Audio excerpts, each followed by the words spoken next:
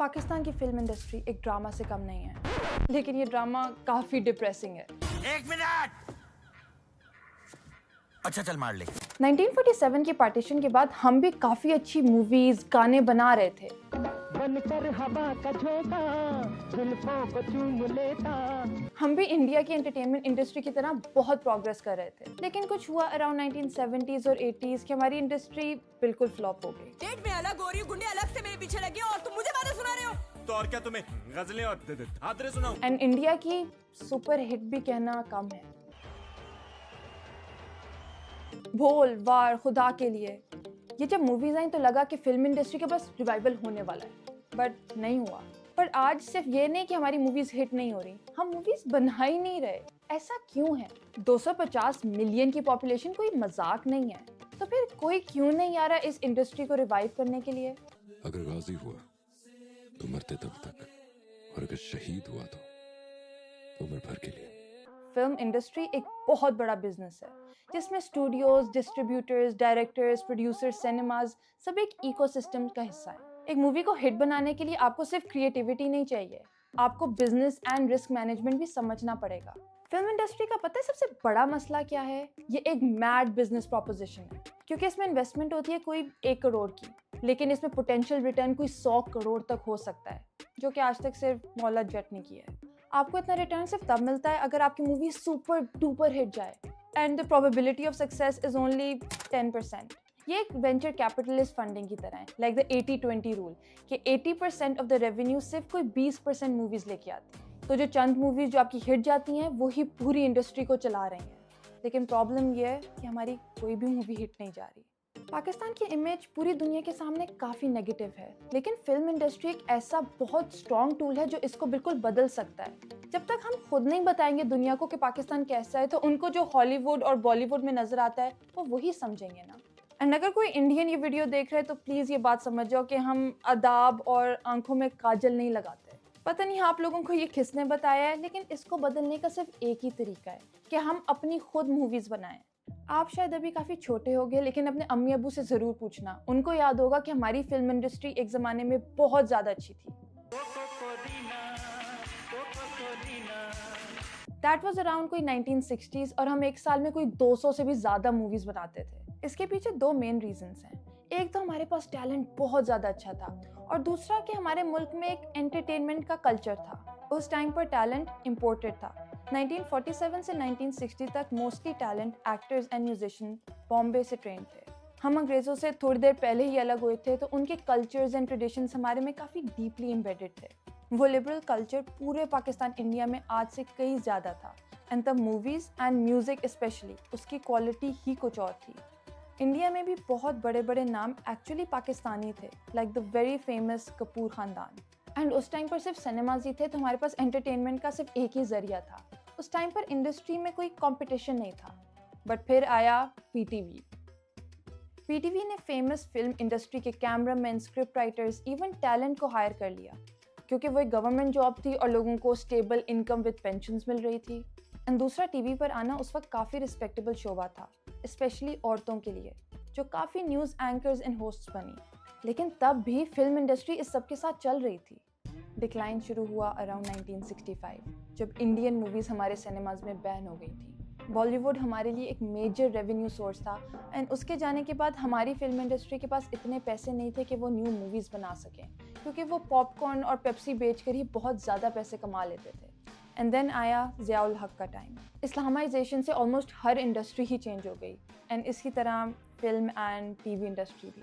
Entertainment and film culture इससे काफ़ी ज़्यादा इफेक्ट हुआ, एंड वो आज तक रिवाइव नहीं हो पाया। अच्छा, फिल्म इंडस्ट्री को छोड़ें फॉर अ सेकेंड, आप मेरे चैनल को तो सक्सेसफुल बनाएं by hitting that subscribe button. Okay, back to the topic. इसका काफ़ी एक क्वांटिफाइबल एग्जाम्पल है। 2000 में पाकिस्तान में 574 सिनेमास थे, 2010 तक सिर्फ 150 रह गए, एंड 2025 में सिर्फ कोई 30 सिनेमास हैं। 2018 से 40% स्क्रीन शटडाउन हो चुकी हैं, एंड शायद आपने सुना होगा कि पिछले कुछ दिनों में 58 स्क्रीन्स अक्रॉस 36 सिनेमास शटडाउन हुई हैं। आप खुद ही बताएं, लास्ट टाइम आप सिनेमा कब गए थे? लोग बॉलीवुड मूवीज़ के लिए सिनेमा जाते थे, एंड जब से वो बैन हुई हैं, आई डोंट थिंक कोई भी तैयार है कि वो 1000 रुपये का टिकट लेकर एक फजूल सी मूवी देखने जाए। इंग्लिश मूवीज का भी मेयार काफी खराब हो गया है, सको पाकिस्तानी मूवीज की तरह नहीं, लेकिन फिर भी। एंड इंग्लिश मूवीज देखने वाली ऑडियंस पाकिस्तान में कितनी ही है।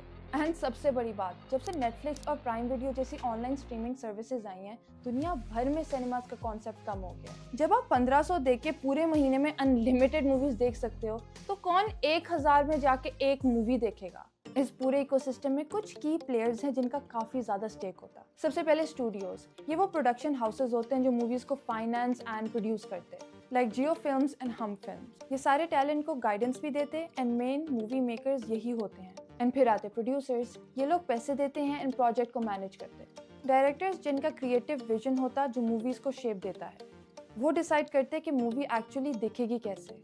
एंड फिर होते हैं डिस्ट्रीब्यूटर्स, ये मूवी को सिनेमा तक पहुंचाते हैं और रेवेन्यू शेयर मैनेज करते हैं। आज के दौर में सिर्फ सिनेमास तो नहीं, बल्कि ऑनलाइन स्ट्रीमिंग सर्विसेज जैसे नेटफ्लिक्स एंड प्राइम वीडियो भी इसमें इंक्लूडेड हैं। And then we have cinemas and exhibitors, जिधर ये मूवीज दिखाई जाती हैं और रेवेन्यू जनरेट होता। और फिर आते टैलेंट एंड एक्टर्स, जो मूवीज का फ्रंट फेस होते हैं एंड ऑडियंस को अट्रैक्ट करते हैं। And lastly government and regulators, जो policies and tax incentive set करते हैं जिससे इंडस्ट्री को ग्रोथ या रुकावट देती है। एक मूवी बनाने में इतनी ज़्यादा इन्वेस्टमेंट और इतना हाई रिस्क लेना पड़ता है कि बंदा शायद वही पैसे एक पावर प्लांट बनाने में या सिर्फ एक रेस्टोरेंट खोलने में भी लगा दे तो उसको रिटर्न काफ़ी लो रिस्क मिलेगा। इसको हम कहते हैं अपॉर्चुनिटी कॉस्ट, कि यही पैसा अगर आप कहीं और लगा दोगे तो कितना कमा लोगे। एंड मोस्टली मूवी से बनाने से बेहतर है आप पैसे कहीं और लगा दो, क्योंकि अगर कोई मूवी हिट नहीं होगी, वो पैसा नहीं बनाएगी, आपके पास न्यू मूवी बनाने के पैसे नहीं होंगे, और इस साइकिल में आहिस्ता आहिस्ता हमारी फिल्म इंडस्ट्री बिल्कुल ख़त्म हो गई है।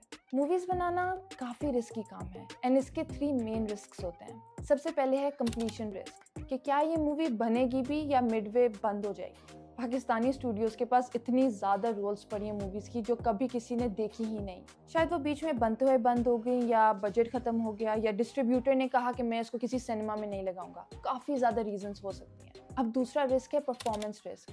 मूवी बंद तो गई, सिनेमाज में भी लग गई, पर क्या लोगों को वो पसंद आई। आई रिमेंबर देख मगर प्यार से की बहुत हाइप थी। मैडम नूरजहां के पोते सिकंदर रिजवी उस मूवी में डेब्यू कर रहे थे अलोंगसाइड हुमामा मलिक, बट वो मूवी शायद पाकिस्तान की बिगेस्ट बॉक्स ऑफिस फेलियर थी।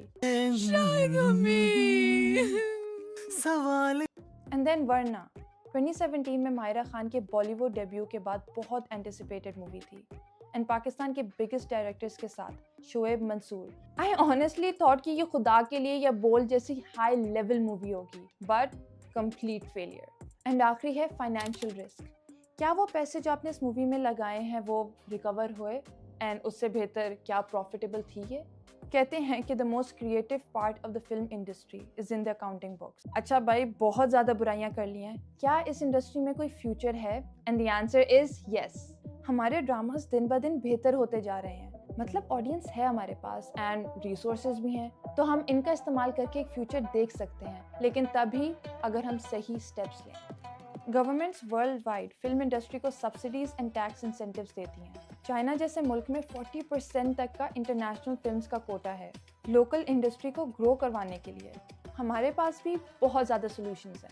सबसे पहले तो हमने रिस्क कम करना है, पर इस रिस्क को कम करने के लिए बहुत तरीके हैं जो हॉलीवुड एंड बॉलीवुड में काफ़ी प्लेयर्स करते हैं। इंटीग्रेशन एंड स्केल, मतलब अगर आप स्टूडियो हो तो डिस्ट्रीब्यूटर बन जाओ, एंड अगर आप डिस्ट्रीब्यूटर हो तो सिनेमा खरीद लो। मतलब अगर आप मूवी बनाओगे और सिनेमा भी आपका होगा तो कहीं मूवी ना चले आपके सिनेमा में तो चलेगी, राइट। इस तरह वर्टिकली इंटीग्रेट करके आप पूरे इकोसिस्टम पे अपना कंट्रोल बढ़ा सकते हो, लेकिन इसमें पैसे बहुत ज़्यादा लगते हैं। एक और थोड़ा सस्ता तरीका भी है और वो है परफॉर्मेंस बेस्ड फाइनेंसिंग, मतलब कि थोड़े से पैसे डाल के एक सीन या एक गाना शूट करो एंड वो चीज़ इन्वेस्टर्स के सामने दिखा के उनसे फाइनेंसिंग लो। जो चीज़ आप इन्वेस्टर्स के सामने रखोगे वो होगा आपका मिनिमल वायबल प्रोडक्ट, एंड इससे फंडिंग के चांसेस काफ़ी बढ़ जाएंगे। और फिर है पोर्टफोलियो अप्रोच। जब आप स्टॉक मार्केट में इन्वेस्ट करते हो तो एक स्टॉक में तो नहीं करते ना, हमेशा ज़्यादा में करते हो ताकि आपका रिस्क डाइवर्सिफाई हो जाए। यही सीन मूवीज़ के साथ है। जब आप ज़्यादा मूवीज़ बनाओगे तो द चांसेस कि आपकी 1 या 2 मूवीज़ हिट हो जाएंगी उसकी प्रोबेबिलिटी बढ़ जाएगी। लेकिन फिर इसमें भी प्रॉब्लम यही है कि पैसे कौन देगा। बॉलीवुड हर साल कोई 100 से भी ज़्यादा मूवीज़ बनाती हैं और हमारे सामने उनकी कोई टॉप 4-5 मूवीज़ ही नज़र आती हैं, और वही 4-5 मूवीज़ उनकी पूरी इंडस्ट्री के लिए पैसे बना लेती हैं।